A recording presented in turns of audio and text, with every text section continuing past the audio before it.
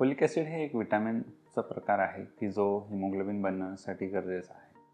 तर त्याची कमतरतासुद्धाच आपण जसं B12 डेफिशियन्सीचं पाहिलं तसं त्याची डेफिशियन्सीसुद्धा मेगॅलोब्लास्टिक ॲनिमिया, हिमोग्लोबिन कमी होणं, पेशी कमी होणं आणि हातापायात मुंग्या येणं, ह्या सगळ्यासोबत त्याच त्रासासोबत येऊ शकतं. फोलिक ॲसिडचा फक्त बदल एवढाच आहे की त्याचा साठा जो आहे तो फक्त 3 किंवा 6 महिनेच आपल्या लिव्हरमध्ये साठतो.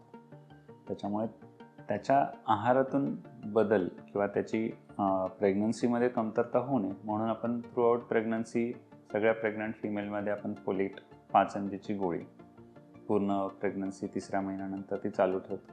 कारण ब्रेन डेव्हलपमेंटसाठी ते गरजेचं आहे की त्याच्यामध्ये बाळाच्या मेंदूची वाढ व्यवस्थित व्हावी. तर तसंच आपल्या नंतरसुद्धा जे मेंदूमध्ये न्यूरोट्रान्समीटर आहेत किंवा त्याची जी कनेक्ट आहेत आणि त्याच्यासोबत रक्त बनणं, ह्याच्यासाठी आपल्याला फोलिक ॲसिड लेवल कायमस्वरूपी हिमोग्लोबिन आणि ब्रेन ह्याच्यासाठी कंटिन्युटीमध्ये ठेवणं आणि पुरेशा आहारातून घेणं. ज्या आहारामध्ये B12 आहे त्याच आहारामध्ये फोलिक ॲसिड पुरेशा प्रमाणात असतं. सोबत आपण दुधाचे जे पदार्थ आहेत की पनीर, ताक ह्याच्यासोबतही त्याचं सेवन केलं तर फोलिक ॲसिडची लेवल्स त्याच्यामध्ये वाढू शकतात. मोड आलेली कडधान्य, दूध, ताक किंवा पनीरसारखे पदार्थ आणि नॉन व्हेजिटेरियन फूड की अंडं, मटण ह्या सगळ्या गोष्टीतून आपण फोलिक ॲसिडची लेवल्स वाढवू शकतो. धन्यवाद.